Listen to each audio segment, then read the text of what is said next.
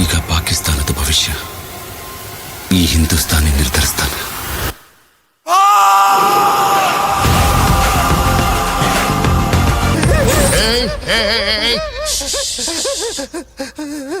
ಯಾಕೆ ಆಡ್ತಾ ಇದೆಯಾ ಪಾಪು?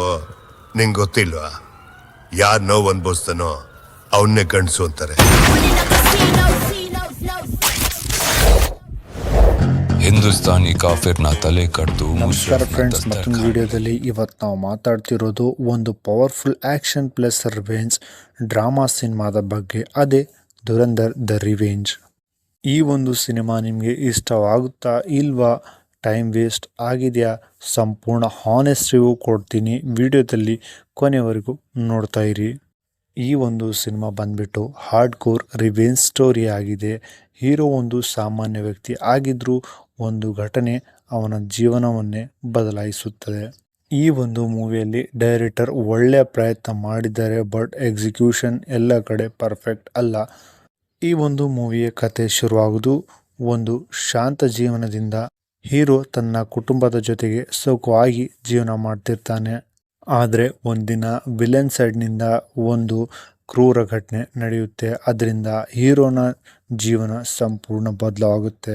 ಅವನು ಸಿಂಪಲ್ ಮ್ಯಾನ್ ಇಂದ ಡೇಂಜರಸ್ ಧುರಂಧರ್ ಆಗಿ ಟ್ರಾನ್ಸ್ಫರ್ ಆಗುತ್ತಾನೆ. ಮುಂದೆ ಏನಾಗುತ್ತೆ, ಅವನು ರಿವೆಂಜ್ ತಗೊತಾನ ಅಥವಾ ಸಿಸ್ಟಮ್ಗೆ ಸಿಗ್ಬೀಳ್ತಾನ, ಇದನ್ನು ನೀವು ಸಿನಿಮಾದಲ್ಲೇ ನೋಡ್ಬೋದು. ಹಾಗೆ ಮೂವಿನ ನೋಡ್ತಾ ಹೋದರೆ ಫಸ್ಟ್ ಹಾಫ್ ಸ್ಲೋ ಆಗಿ ಶುರು ಆಗುತ್ತೆ. ಕ್ಯಾರೆಕ್ಟರ್ ಬಿಲ್ಡಿಂಗ್ ಮೇಲೆ ಹೆಚ್ಚು ಫೋಕಸ್ ಮಾಡಲಾಗಿರುತ್ತೆ. ಈ ಒಂದು ಮೂವಿಯಲ್ಲಿ ಪ್ಲಸ್ ಪಾಯಿಂಟ್ನ ನೋಡೋದಾದರೆ ಎಮೋಷ್ನಲ್ ಸೀನ್ಸ್ ಚೆನ್ನಾಗಿವೆ ಹಾಗೂ ಹೀರೋ ಬ್ಯಾಕ್ ಸ್ಟೋರಿ ಎಂಗೇಜಿಂಗ್ ಚೆನ್ನಾಗಿದೆ ಅಂತಲೂ ಹೇಳ್ಬೋದು.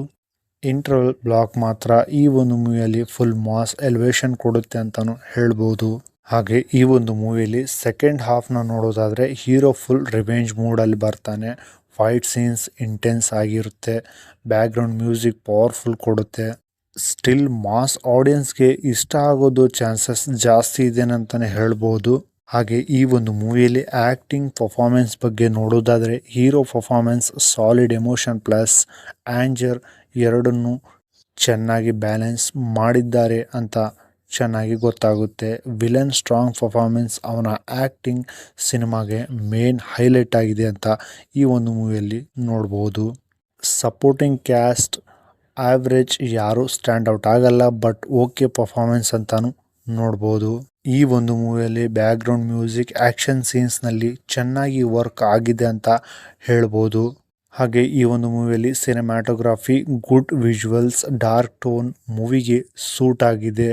ಈ ಒಂದು ಮೂವಿಯಲ್ಲಿ ಪ್ಲಸ್ ಪಾಯಿಂಟ್ನ ನಾವು ನೋಡೋದಾದರೆ hero performance, mass action scenes, emotional back story ಈ ಒಂದು ಮೂವಿಯಲ್ಲಿ ಪ್ಲಸ್ ಪಾಯಿಂಟ್ ಅಂತಾನೆ ಹೇಳ್ಬೋದು. ಈ ಒಂದು ಮೂವಿಯಲ್ಲಿ ಕಾಸ್ಟಿಂಗ್ ಬಗ್ಗೆ ಡೀಟೇಲ್ಸ್ ಆಗಿ ಮಾತಾಡ್ತಾ ಹೋದರೆ ರಣವೀರ್ ಸಿಂಗ್ ಇವರು ಸಿನಿಮಾದಲ್ಲಿ ಜಸ್ಕೀರತ್ ಸಿಂಗ್ ಅಥವಾ ಹಮ್ಜಾ ಅಲ್ ಮಜಾರಿ ಎಂಬ ಡಿವೋಲ್ ರೋಲ್ನಲ್ಲಿ ಕಾಣಿಸ್ಕೊಳ್ತಾರೆ. ಒಬ್ಬ ಅಂಡರ್ ವರ್ಲ್ಡ್ ಏಜೆಂಟ್ ಆಗಿ ದೇಶಕ್ಕೆ ಅಪಾಯಕಾರಿ ಮಿಷನ್ ಅನ್ನು ನಡೆಸ್ತಾರೆ.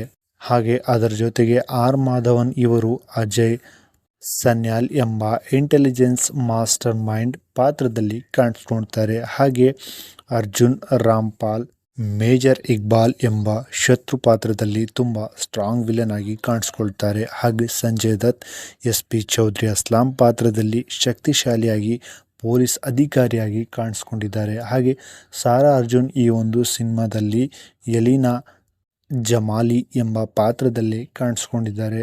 ಹಾಗೆ ರಾಕೇಶ್ ಬೇಡಿ ಸಪೋರ್ಟ್ ಪಾತ್ರದಲ್ಲಿ ಕಾಣಿಸ್ಕೊಂಡಿದ್ದಾರೆ. ಹಾಗೆ ಗೌರವ್ ಗೇರ ಒಂದು ವಿಶೇಷ ಸ್ಪೈ ಕ್ಯಾಮ್ರಾ ಪಾತ್ರದಲ್ಲಿ ಕಾಣಿಸ್ಕೊಂಡಿದ್ದಾರೆ. ಹಾಗೆ ದಾನಿಶ್ ಪಂಡೋರ್ ಕ್ರೈಮ್ ನೆಟ್ವರ್ಕ್ನ ಪ್ರಮುಖ ಸದಸ್ಯನಾಗಿ ಕಾಣಿಸ್ಕೊಂಡಿರ್ತಾರೆ. ಇನ್ನು ಹಲವಾರು ಸಪೋರ್ಟಿಂಗ್ ನಟರು ಕೂಡ ಈ ಒಂದು ಸಿನಿಮಾದಲ್ಲಿ ಕಾಣಿಸ್ಕೊಂಡಿದ್ದಾರೆ. ಮೂವಿಯ ಡೈರೆಕ್ಷನ್ ಬಗ್ಗೆ ಮಾತಾಡೋದಾದರೆ ಈ ಒಂದು ಚಿತ್ರವನ್ನು ಆದಿತ್ಯ ಧರ್ ಅವರು ಬರೆದು ನಿರ್ದೇಶಿಸಿದ್ದಾರೆ ಅಂತಲೇ ಹೇಳ್ಬೋದು. ಈ ಒಂದು ಮೂವಿಯನ್ನು ದೊಡ್ಡ ಮಟ್ಟದಲ್ಲಿ ಶೂಟ್ ಮಾಡಲಾಗಿದೆ. ಭಾರತದಲ್ಲಿ ಪಂಜಾಬ್, ಮಹಾರಾಷ್ಟ್ರ, ಲಡಾಖ್ ಮತ್ತು ಹಿಮಾಚಲ್ ಪ್ರದೇಶಗಳಲ್ಲಿ ಹಾಗೂ ವಿದೇಶದಂತಹ ಥೈಲ್ಯಾಂಡ್ನಲ್ಲಿ ಈ ಒಂದು ಮೂವಿನ 2024 ಜುಲೈನಲ್ಲಿ ಶೂಟಿಂಗ್ ಪ್ರಾರಂಭವಾಗಿ 2025 ಅಕ್ಟೋಬರ್ ತಿಂಗಳಿನಲ್ಲಿ ಈ ಒಂದು ಶೂಟಿಂಗ್ನ ಕಂಪ್ಲೀಟ್ ಮಾಡಲಾಯಿತು. ಸೊ ಇದಾಗಿತ್ತು ಫ್ರೆಂಡ್ಸ್ ಧುರಂಧರ್ ದ ರಿವೆಂಜ್ ಮೂವಿಯ ರಿವ್ಯೂ. ಸೊ ವಿಡಿಯೋ ಹೇಗನ್ನಿಸ್ತು ಅನ್ನೋದನ್ನು ಕಾಮೆಂಟಲ್ಲಿ ತಪ್ಪದೆ ತಿಳಿಸಿ.